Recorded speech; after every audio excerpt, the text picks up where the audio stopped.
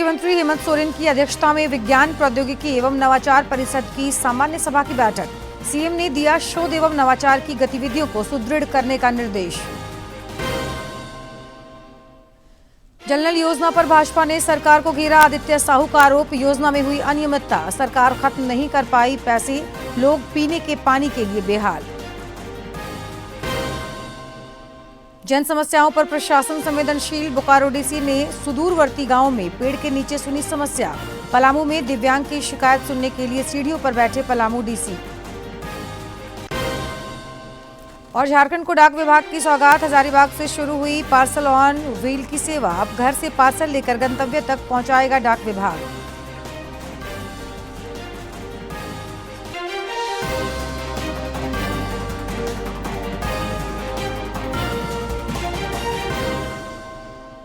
नमस्कार, खबरें झारखंड में आपका स्वागत है। मैं हूं जयलक्ष्मी और अब समाचार विस्तार से। प्रधानमंत्री नरेंद्र मोदी ने आज उत्तर प्रदेश के हरदोई जिले में 594 किलोमीटर लंबे गंगा एक्सप्रेसवे का उद्घाटन किया। इस अवसर पर प्रधानमंत्री ने कहा कि बुनियादी ढांचा देश की तीव्र प्रगति और महत्वाकांक्षा को दर्शाता है। गंगा नदी के ऐतिहासिक महत्व का उल्लेख करते हुए प्रधानमंत्री ने कहा कि इसके आसपास से गुजरने वाले आधुनिक एक्सप्रेसवे विकास की नई धमनियां बन रहे हैं। इससे पहले आज सुबह प्रधानमंत्री ने काशी विश्वनाथ के दर्शन किए और पूजा अर्चना कर राष्ट्र की प्रगति के लिए आशीष मांगा। प्रधानमंत्री नरेंद्र मोदी ने आज उत्तर प्रदेश के हरदोई में गंगा एक्सप्रेसवे राष्ट्र को समर्पित किया। 36,230 करोड़ की लागत से तैयार ये एक्सप्रेसवे देश के अवसंरचना विकास में एक ऐतिहासिक मील का पत्थर है। 594 किलोमीटर लंबा ये एक्सप्रेसवे 12 जिलों से होकर गुजरता है, जो उत्तर प्रदेश के पश्चिमी, मध्य और पूर्वी क्षेत्रों को जोड़ता है। ये एक्सप्रेसवे राज्य के आर्थिक कायाकल्प की नई आधारशिला रख रहा है। गंगा एक्सप्रेसवे से मेरठ और प्रयागराज के बीच यात्रा का समय मौजूदा 10 से 12 घंटे से घटकर लगभग 6 घंटे हो जाएगा। 6 लेन का ये एक्सप्रेसवे एक्सेस नियंत्रित ग्रीनफील्ड हाई स्पीड कॉरिडोर है। इसे 8 लेन तक विस्तारित करने योग्य बनाया गया है। इस परियोजना की एक प्रमुख विशेषता शाहजहांपुर जिले में 3.5 किलोमीटर लंबी एक आपातकालीन लैंडिंग सुविधा यानी हवाई पट्टी का निर्माण भी इस पे किया गया है। इस परियोजना से पर्यटन को बढ़ावा मिलेगा, नए आर्थिक अवसर पैदा होंगे और पूरे क्षेत्र में प्रत्यक्ष और अप्रत्यक्ष रोजगार के ढेरों अवसर इससे पैदा होने जा रहे हैं। प्रधानमंत्री ने अपने संबोधन में गंगा एक्सप्रेसवे को उत्तर प्रदेश के विकास की लाइफलाइन बताया।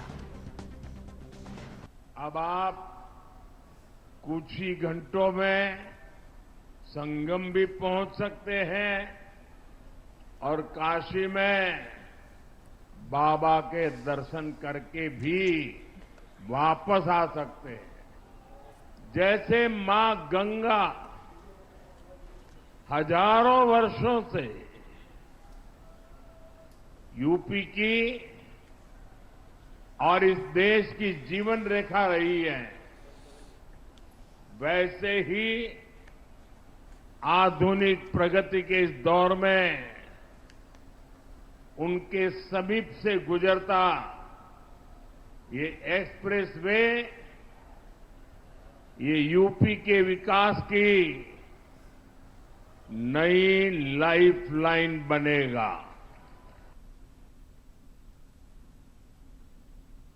मुख्यमंत्री हेमंत सोरेन की अध्यक्षता में विज्ञान प्रौद्योगिकी एवं नवाचार परिषद की सामान्य सभा की बैठक आयोजित हुई।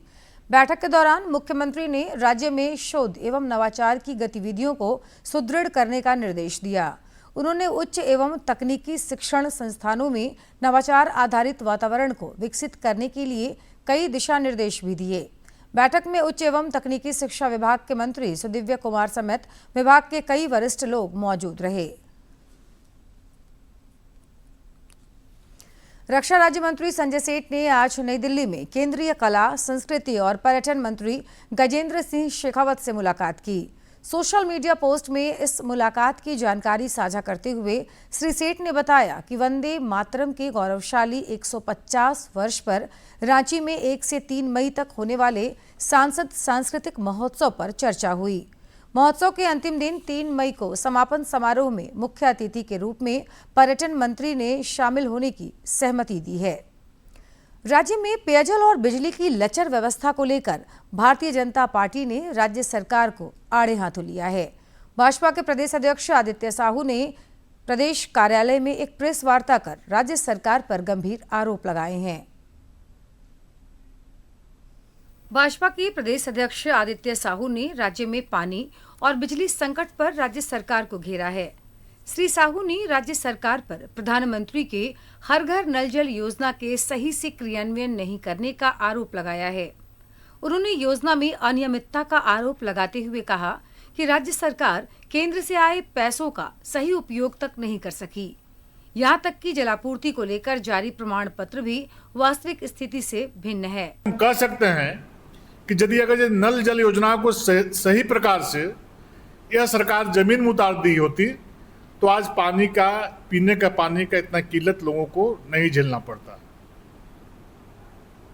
जो भी सरकार बोलती है झूठ बोलती है, ठगती है, पैसा देने के बावजूद भी यह सरकार काम नहीं करती है। उन्होंने कहा कि प्रचंड गर्मी में राज्य के लोगों को पीने का पानी तक नहीं मिल रहा है।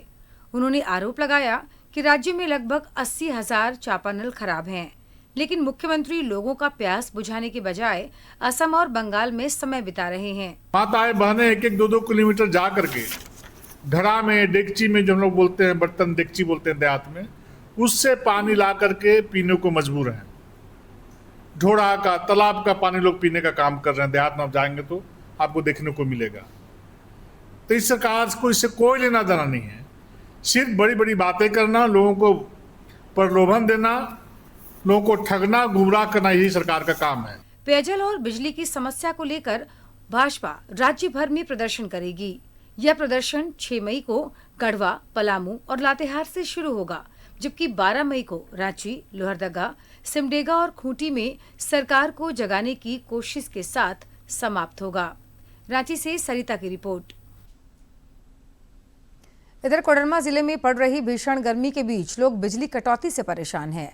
जिले में 1000 मेगावाट का पावर प्लांट होने के बावजूद जिले के लोगों को पर्याप्त बिजली नहीं मिलना प्रशासनिक उदासीनता को दर्शाता है। 1000 मेगावाट क्षमता वाले पावर प्लांट से उत्पादित बिजली से राज्य के अन्य जिलों के अलावे दूसरे प्रदेश भी रोशन हो रहे हैं, लेकिन बढ़ती गर्मी के बीच कोडरमा के लोगों को महज 10 घंटे बिजली मिल रही है। वहीं पावर प्लांट के कारण जिले के औसत तापमान में भी करीब 5 डिग्री सेल्सियस का इजाफा हुआ है। 24 घंटा में बिजली लगता है, 6 घंटा 8 घंटा प्रॉपर नहीं पाता है। बहुत प्रॉब्लम है। बिजली 24 घंटा उपलब्ध होना चाहिए। सब सिटी है, तिरैया सिटी है, बिजली नहीं रहेगा तो बहुत प्रॉब्लम होगा। अनियमित बिजली आपूर्ति के कारण घर और प्रतिष्ठानों में लगे इलेक्ट्रॉनिक उपकरण भी शोभा की वस्तु बन गए हैं। स्थानीय लोगों ने बताया कि बिजली विभाग की ओर से मेंटेनेंस का हवाला दिया जा रहा है, लेकिन मेंटेनेंस का काम ठंड के मौसम में भी किया जा सकता था। काफी अभी तो कुछ तार का कुछ प्रॉब्लम चल रहा है, बताया जा रहा है कि तार का प्रॉब्लम के कारण अभी तो बहुत कम ही मिल रही है, लगता है 4-5 घंटे में। इधर अघोषित बिजली कटौती के कारण सोलर के प्रति लोगों की निर्भरता भी बढ़ी है। सोलर पैनल व्यवसाय से जुड़े लोग भी प्रधानमंत्री सूर्यघर योजना से जुड़कर लोगों को बिजली के क्षेत्र में आत्मनिर्भर बनने की सलाह दे रहे हैं। समस्या तो हर साल रही है, इस साल थोड़ी विशेष है और समस्या के निदान के लिए आज नहीं कल लोगों को सोलर पे जाना होगा, सोलर लगाना होगा, क्योंकि एक तरफ जहां गैस की समस्या है, लोग इंडक्शन चूल्हा ले रहे हैं, लेकिन इंडक्शन चूल्हा चलाने के लिए भी बिजली पर्याप्त मात्रा में उसको नहीं मिल रही है। इसके लिए सभी कस्टमर को बहुत परेशानी का सामना करना पड़ रहा है और लोगों की इंक्वायरी सोलर की तरफ रुझान बढ़ रहा है। और प्रधानमंत्री ने भी सोलर पे विशेष जोर दिया है, उसमें सब्सिडी भी है। हम कहेंगे सभी से कि आप सोलर लगवाइए, तो उससे क्या होगा, 5 किलोवाट का सोलर मिनिमम लगाने से आपका मोटर, इंडक्शन चूल्हा, फ्रिज, वॉशिंग मशीन घर की सारी चली जाएगी और ये समस्या से आप निजात पा सकते हैं। विभाग के एसडीओ गजेंद्र टोप्पो ने बताया कि जिले में निर्बाध बिजली आपूर्ति के लिए 90 मेगावाट बिजली की जरूरत है, लेकिन वर्तमान में 60 से 65 मेगावाट ही बिजली की सप्लाई मिल रही है। ऐसे में लोड शेडिंग के जरिए जिले के अलग अलग इलाकों में बिजली आपूर्ति की जा रही है। तो गर्मी में लोड बढ़ गया, हमको नॉर्मल करते करते 1:30 बज गया था। 1 घंटा हमको एक्स्ट्रा टाइम लग जाता है, जिससे कि थोड़ा दिक्कत आ रही है। तार टूटने की समस्या को कम करने के लिए एलटी में सबसे पहले केबलिंग का काम हो रहा है, अभी भी हो रहा है। बीच में थोड़ा केबल शॉर्ट हो गया था, जिसकी वजह से काम बंद हो गया था। और 11,000 तार का भी जो जर्जर है उसको बदलने का काम हम लोग फेज वाइज में कर रहे हैं। गर्मी को देखते हुए हम लोग पूरा फीडर नहीं बंद करने का प्रयास कर रहे हैं कि जिस एरिया में थोड़ा जर्जर है कम से कम एरिया प्रभावित हो, प्रयास है। एक तरफ पूरे झारखंड में देह झुलसने वाली गर्मी पड़ रही है, तो दूसरी ओर एसी और फ्रिज के जरिए लोग गर्मी से राहत पाने की जुगत में हैं। लेकिन बिजली कटौती लोगों को गर्मी से राहत देने में नाकाम साबित हो रहा है। कोडरमा से गजेंद्र बिहारी सिन्हा की रिपोर्ट। हजारीबाग में स्वास्थ्य मंत्री डॉक्टर इरफान अंसारी की मौजूदगी में एक निजी चैनल के पत्रकार के साथ दुर्व्यवहार के मामले में पत्रकारों ने कड़ा विरोध जताया है।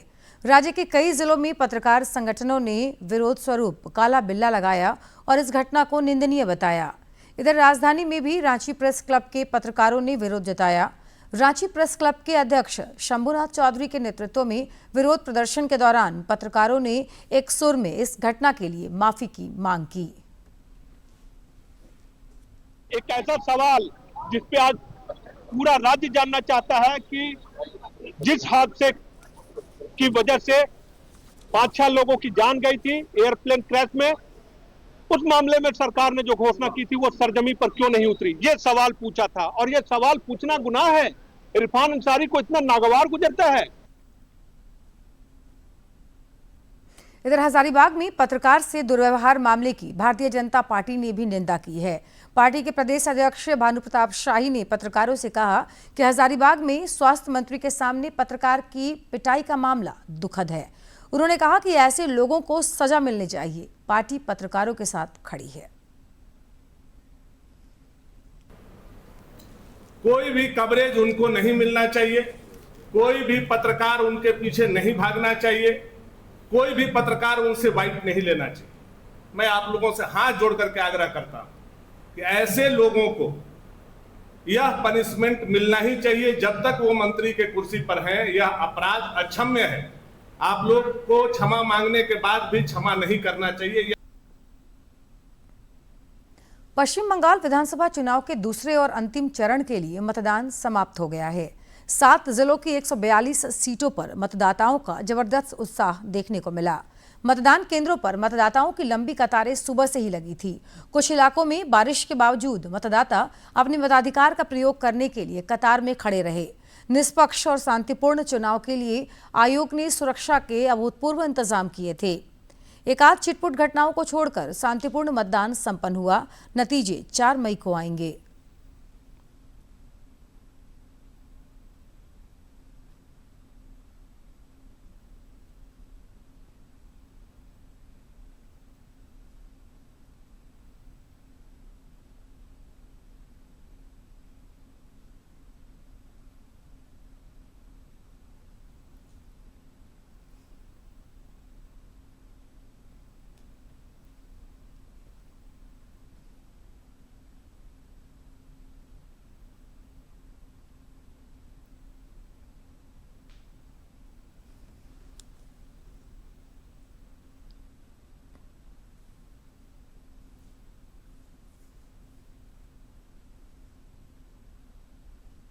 पश्चिम एशिया संकट के बीच केंद्र सरकार ने कहा है कि देश भर में घरेलू एलपीजी सप्लाई पूरी तरह सुचारू रूप से जारी है और कहीं भी ड्राई आउट की स्थिति नहीं है। पेट्रोलियम मंत्रालय की संयुक्त सचिव सुजाता शर्मा ने बताया कि online booking all time high पर है, जबकि डीएसी आधारित घरेलू एलपीजी सिलेंडर डिलीवरी रिकॉर्ड स्तर पर बनी हुई है। बुकिंग ऑल टाइम हाई है।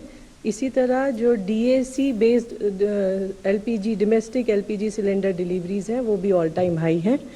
कमर्शियल एलपीजी की सप्लाई में कुछ इफ़ेक्ट है और 70% तक रिस्टोर की जा चुकी है। अप्रैल के महीने में पिछले 28 दिन में अब तक 1,84,000 टन से अधिक कमर्शियल एलपीजी की सेल हुई है और कल भी 8,838 टन कमर्शियल एलपीजी की सेल हुई है। इसी तरह ऑटो एलपीजी की सेल में भी काफ़ी वृद्धि देखी जा रही है। अप्रैल के महीने में लगभग 353 टन पर डे की सेल है और ऑटो एलपीजी की सेल जनवरी और फरवरी के महीने में on an average 177 ton per day थी। तो आप देखते हैं कि इसमें ऑलमोस्ट 100% इंक्रीज़ है।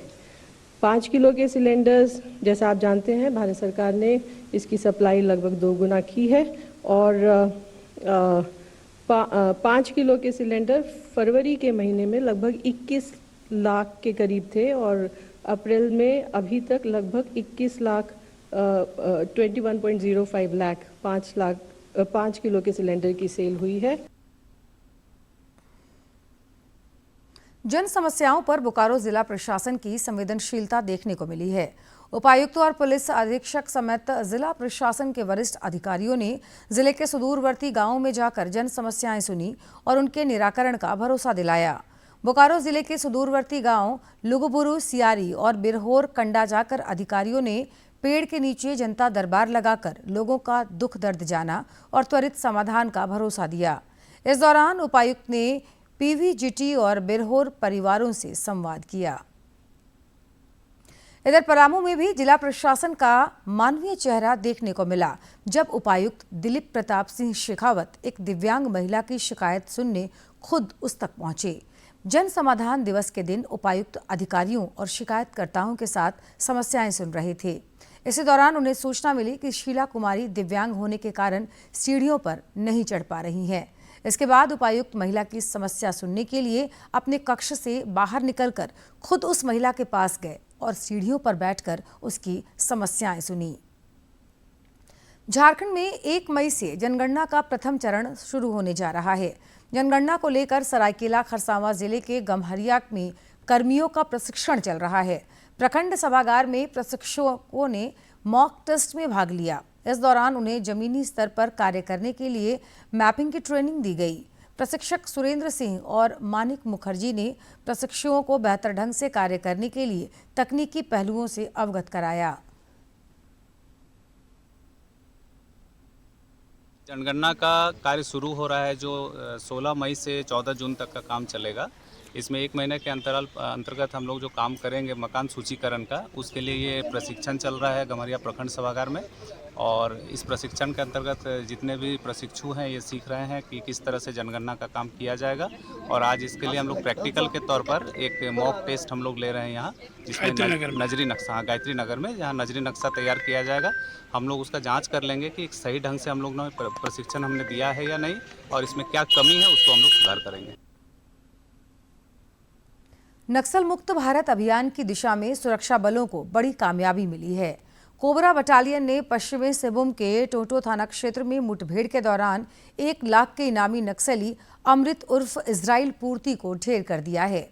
जानकारी के मुताबिक यह मुठभेड़ टुएवेरा रुतुगुटू जंगल में हुई। मुठभेड़ के बाद सुरक्षा बलों ने मौके से एक हथियार और भारी मात्रा में गोला बारूद बरामद किया। इलाके में सर्च ऑपरेशन जारी है। भारतीय डाक विभाग ने झारखंड को बड़ी सौगात दी है। हजारीबाग परिमंडल से पार्सल ऑन व्हील की सुविधा शुरू की गई है। इस सुविधा के तहत डाक विभाग घरों से पार्सल इकट्ठा कर गंतव्य स्थान तक पहुंचाने का काम भी करेगा। परिमंडल से पार्सल ऑन व्हील की सुविधा शुरू की गई है। विनोबा भावे विश्वविद्यालय सभागार में आयोजित एक कार्यक्रम के दौरान भारतीय डाक सेवा के झारखंड परिमंडल के मुख्य डाक महाध्यक्ष संजीव रंजन ने इसकी शुरुआत की। इस दौरान उन्होंने बताया कि अब भारतीय डाक सेवा घरों से पार्सल कलेक्ट कर गंतव्य स्थान तक पहुंचाएगी। हजारीबाग के व्यावसायिक क्षेत्र में हमारी जो पार्सल की व्हीकल है, जिसे डिजाइन किया गया है पार्सल को कलेक्ट करने के लिए, door to door, shop to shop, institution to institution, factories to factory वो मूव करेगी, जिसमें इंस्टेंट बुकिंग करके उनके पार्सल को प्रोसेस करके डेस्टिनेशन तक पहुंचा दिया जाए। श्री रंजन ने बताया कि फिलहाल पार्सल ऑन व्हील को हजारीबाग से शुरू किया गया है। धीरे धीरे झारखंड के सभी प्रमंडल में इसे लागू किया जाएगा। ये शुरू होने के बाद हमें उम्मीद है कि यह बहुत डिमांड में है लोगों के लिए। हर लोग इसे चाह रहे हैं कि उनके डोर स्टेप पर पहुंच करके पार्सल की बुकिंग कर दी जाए। ये हजारीबाग परिमंडल से हम लोग इसे स्टार्ट कर रहे हैं एज नोडल डिवीज़न के रूप में ये काम करेगा और इसके परफॉर्मेंस को एसेस करते हुए जितने भी अदर डिवीज़न हैं झारखंड में, सभी में इसे लागू किया जाएगा। पार्सल ऑन व्हील भारतीय डाक सेवा की एक अनोखी पहल है। इस सेवा में लोगों को न केवल सुरक्षा का आश्वासन मिलता है, बल्कि यह सेवा समय पर उपलब्ध कराने की गारंटी भी देता है। हजारीबाग से गौरव प्रकाश की रिपोर्ट। और अब कुछ खबर राज्य के विभिन्न जिलों से फटाफट अंदाज में।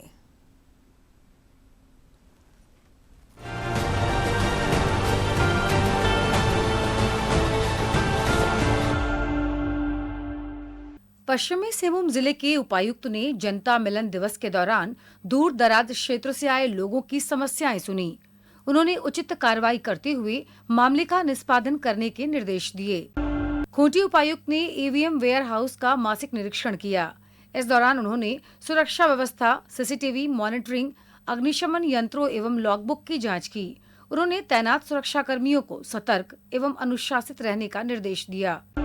दुमका उपायुक्त ने प्रखंड विकास पदाधिकारियों एवं अंचल अधिकारियों के साथ विभिन्न विकास योजनाओं की समीक्षा बैठक की।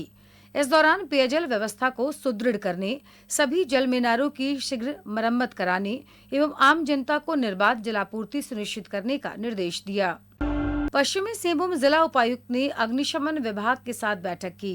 इस दौरान उन्होंने अग्निशमन वाहनों को सदैव एक्टिव मोड में रहने सहित जिले के मुख्य स्थलों पर मॉक ड्रिल करने का निर्देश दिया। कोडरमा उपायुक्त ने 3 मई को आयोजित होने वाले नेट यूजी 2026 परीक्षा के संबंध में समाहरणालय सभाकक्ष में आवश्यक बैठक की। इस दौरान परीक्षा को पारदर्शी, नकल विहीन एवं सुचारू रूप से संपन्न कराने के संबंधित अधिकारियों को उचित दिशा निर्देश दिए। बोकारो जिले के चंद्रपुरा थाना पुलिस ने लापता नाबालिग बच्चे को 24 घंटे के अंदर सकुशल बरामद किया है। पुलिस की इस त्वरित कार्रवाई से परिजनों ने खुशी जाहिर की है। रांची नगर निगम ने चांदनी चौक खटिया वार्ड संख्या 52 में अवैध रूप से संचालित मीट दुकान पर कार्रवाई करते हुए उसे हटाया। शहर में स्वच्छता सुव्यवस्था बनाए रखने के लिए नगर निगम द्वारा अतिक्रमण मुक्त करने का काम जारी रहेगा।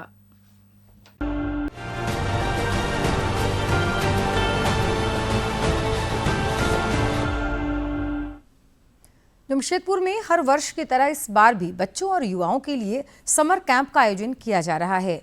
यह कैंप 10 मई से शुरू होकर 24 मई तक चलेगा।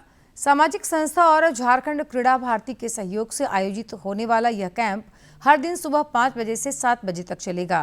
क्रीड़ा भारती के प्रांत मंत्री राजीव कुमार ने बताया कि इस कैंप में बच्चों और युवाओं के लिए खेल और गतिविधियों का आयोजन किया गया है। 5:30 से 7:30 ये 2 घंटे का चलेगा। इसमें 5 साल से और 13 साल तक के बच्चे, बालक एवं बालिकाएं इसमें आ सकते हैं। और इसके लिए एक फॉर्म है, जो फॉर्म बच्चों को भरना है, बच्चों को जमा करना है। उसके बाद उनकी इन्वॉल्वमेंट होती है। और 11 खेलों का हम सब आयोजन कर रहे हैं। 11 खेलों के लिए हम पूरे मैदान में इंफ्रास्ट्रक्चर खड़ा करते हैं। उसके लिए बड़े प्रशिक्षित कोच सब आते हैं और बच्चों को 2 घंटे हम जो है उनको खेल सिखाते हैं। बात करेंगे मौसम की। झारखंड में मौसम की आंख मिचौली जारी है। राज्य के कई हिस्सों में बादल छाने और बारिश होने से मौसम सुहाना हो गया है, जिससे अधिकतम तापमान में गिरावट आई है। राजधानी रांची में भी दोपहर बाद अचानक मौसम ने करवट ली और बूंदाबांदी से लोगों को उमस भरी गर्मी से राहत मिली। बंगाल की खाड़ी से आ रही नमी और पश्चिमी विक्षोभ के कारण यह बदलाव आया है। मौसम विभाग ने अगले 5 दिनों तक रांची, बोकारो और हजारीबाग समेत कई जिलों में बारिश और आंधी का अलर्ट जारी किया है। राजधानी रांची समेत राज्य के कई इलाकों में लोगों को गर्मी से थोड़ी राहत मिल गई है। मौसम विज्ञान केंद्र रांची के अनुसार पिछले 24 घंटों में राज्य का सबसे गर्म इलाका सरायकेला रहा, जहां का अधिकतम तापमान 41.8 डिग्री सेल्सियस दर्ज किया गया। वहीं राज्य का सबसे ठंडा इलाका गुमला रहा, जहां का न्यूनतम तापमान 21.8 डिग्री सेल्सियस दर्ज किया गया। मौसम विज्ञान केंद्र के अनुसार पूर्वी सिंहभूम में अगले कुछ घंटों में तेज हवा, वज्रपात, मेघ गर्जन के साथ बारिश होने की संभावना है। वहीं राज्य के कई इलाकों में अगले 5 दिनों में हल्की बारिश होने की संभावना जताई जा रही है। इस दौरान आंशिक रूप से आसमान में बादल छाए रहेंगे। मौसम विज्ञान केंद्र ने लोगों से आग्रह किया है कि इस दौरान किसान खेतों में ना जाएं, आम लोग बिजली के खंभों के नीचे खड़े ना रहें और अपने आप को सुरक्षित रखें। मैं रविकांत कुमार सहयोगी विकास कुमार के साथ दूरदर्शन समाचार रांची। जमशेदपुर में ग्रामीण युवतियों को आत्मनिर्भर बनाने की दिशा में एक सराहनीय पहल की जा रही है। ग्रामीण स्वरोजगार प्रशिक्षण संस्थान कदमा में ब्यूटी पार्लर का प्रशिक्षण देकर लड़कियों को रोजगार से जोड़ने का प्रयास किया जा रहा है। इस पहल से न सिर्फ कौशल विकास हो रहा है, बल्कि भविष्य के लिए नए अवसर भी तैयार हो रहे हैं।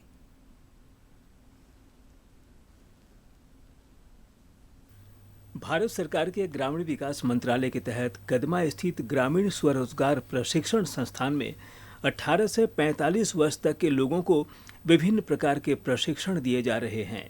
संस्थान के निदेशक देवेंद्र नाथ हेम्ब्रम ने बताया कि अभी 35 दिनों का ब्यूटी पार्लर प्रशिक्षण चल रहा है, जिसमें पूर्वी सिंहभूम के 11 प्रखंडों से लड़कियां शामिल हैं।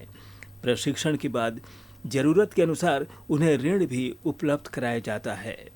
इसमें हम लोग जो हैं ग्रामीण क्षेत्र के लोगों को ट्रेनिंग देते हैं, जिनकी उम्र है 18 से 45 तक के लिए। ये विभिन्न प्रकार के कार्यक्रम रहता है, जैसे एग्रीकल्चर से रहता है, आपका प्रोसेस से रहता है, प्रोडक्ट से रहता है और एक एडीपीसी। ये ब्यूटिशियन यहाँ पे जो भी मैं सीख के जा रही हूँ, मेरे वहाँ एक छोटा सा बाज़ार जैसा ही वहाँ पे घर है, तो वहाँ पे हम घर में दुकान खोलेंगे वहाँ पे जाके। कि हम इतना सक्षम नहीं है कि हम वहाँ मतलब अमाउंट दे के कर पाए, तो इसीलिए हम आरसीटी को चुने, क्योंकि ये आरसीटी जो है ये एक स्वरोजगार मतलब प्रशिक्षण देते हैं। तो जितना भी मतलब गरीब से गरीब जो भी स्टूडेंट है या फिर युवा युवती जो भी है, वो अपना एक सीख के यहाँ पे कोर्स करके वो मतलब अपना एक बिजनेस भी खोल सकते हैं। संस्थान में न सिर्फ ब्यूटी पार्लर का प्रशिक्षण दिया जा रहा है, बल्कि अपना व्यवसाय कैसे शुरू करें इसकी भी जानकारी दी जाती है। कार्यक्रम समन्वयक अभिषेक सिंह और ट्रेनर रीना ने बताया कि 30 बच्चियों को बेसिक से लेकर एडवांस तक की ट्रेनिंग दी जा रही है। वहीं लाभुकों में खासा उत्साह देखा जा रहा है। इसका एक ही लक्ष्य है, ग्रामीण में जितने भी युवा हैं जो कि कुछ काम नहीं कर पा रहे हैं, कुछ ढूंढ नहीं पा रहे हैं, उनको किसी ना किसी एक ट्रेड में ट्रेनिंग दे के और उनको स्वरोजगार से जोड़ा जाए। वैक्स हुआ, हेयर का जो भी समस्या है, हेयर का स्टाइलिंग से लेकर समस्या तक जो भी ट्रीटमेंट वगैरह है वो सब सिखाया जाता है। आपका मेकअप का बेसिक टू एडवांस सिखाया जा रहा है। आपका वैक्सिंग है, जो बेसिक में मैक्सिमम सब कोर्स आता, प्लस एडवांस का भी दिया जा रहा है। मैं सोच रही हूँ कि मैं इसके बाद अपने ही घर पे इस काम को स्टार्ट करूँ। देन मैंने प्लान किया है कि अपने जैसे और भी लोगों को मैं शिक्षित करना चाहती हूँ। यह पहल न सिर्फ ग्रामीण महिलाओं को सशक्त बना रही है, बल्कि उन्हें आत्मनिर्भर भारत की दिशा में मजबूत कदम उठाने का मौका भी दे रही है। जमशेदपुर से राजेश कुमार लाल दास की रिपोर्ट। खबरों के अंत में एक नजर मुख्य समाचार पर।